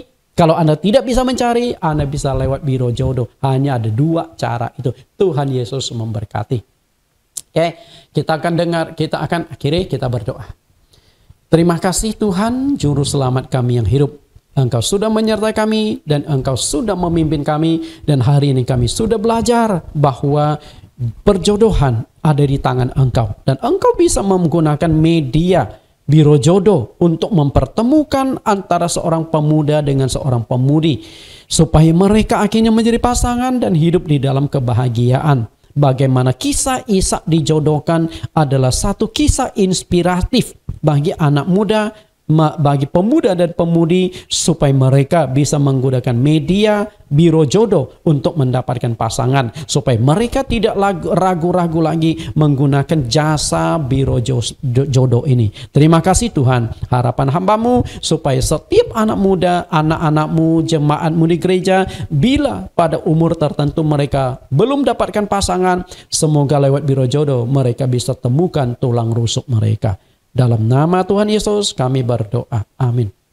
Bapak Ibu, kita akan dengarkan pengumuman dan doa penutup yang akan disampaikan oleh Bapak Pendeta Handato Cahyadi. Mari, silakan Pak Pendeta.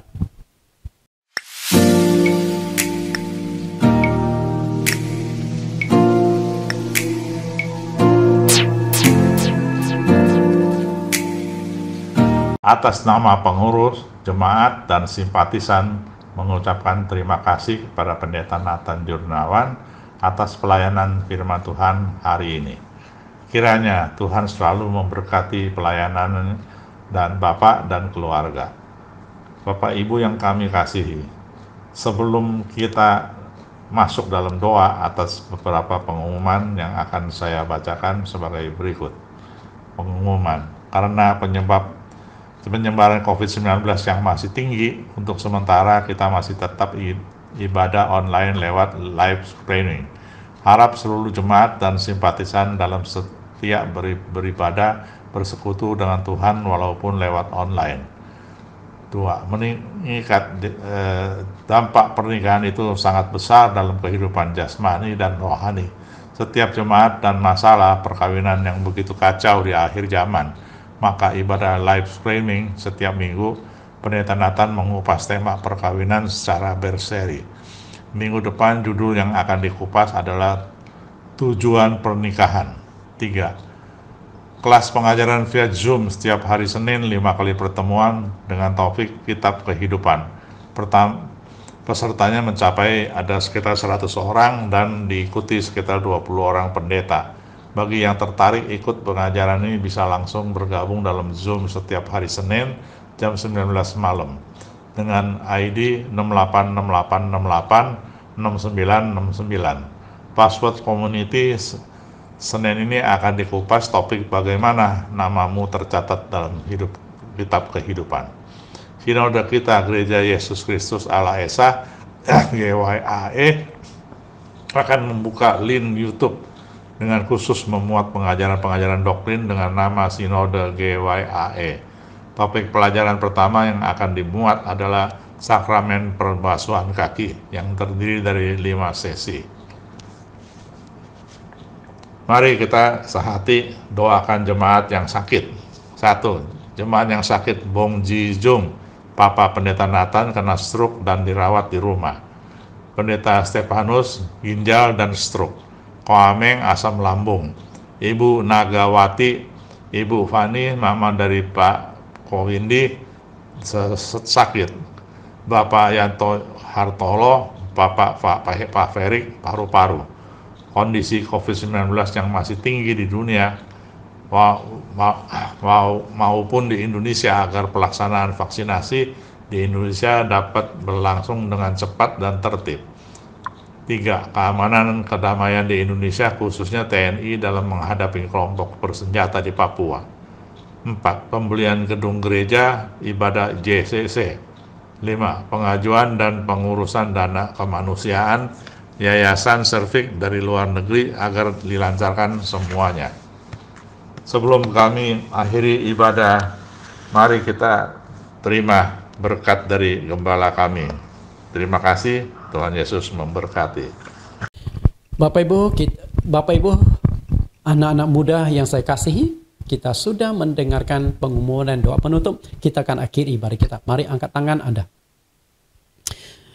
Kasih yang sempurna, kuasa yang ajaib, kemuliaan yang kekal, kebesaran ilahi akan turun atas saudara sekalian oleh kuasa Roh Kudus. Maka saudara-saudari akan diberkati dalam setiap pekerjaan saudara. Apapun yang dikerjakan akan memberikan hasil.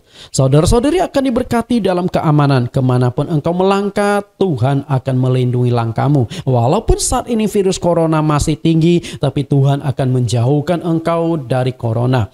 Saudara-saudari akan diberkati dalam kesehatan.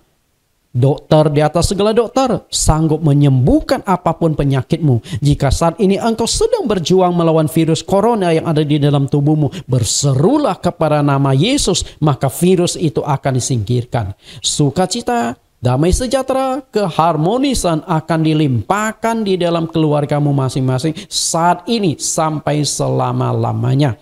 Kita akhiri dengan pujian semuanya baik di bagian refnya. Semua baik, semua baik. Apa yang telah kau perbuat di dalam hidupku, semua baik, sungguh teramat baik. Kau jadikan hidupku berarti. Sekali lagi, semua baik, semua baik. Apa yang telah kau perbuat di dalam hidupku, semua baik, sungguh teramat baik. Kau jadikan hidupku berarti. Amin. Tuhan Yesus berkati, dan kita bertemu minggu depan masih tema yang sama, pernikahan.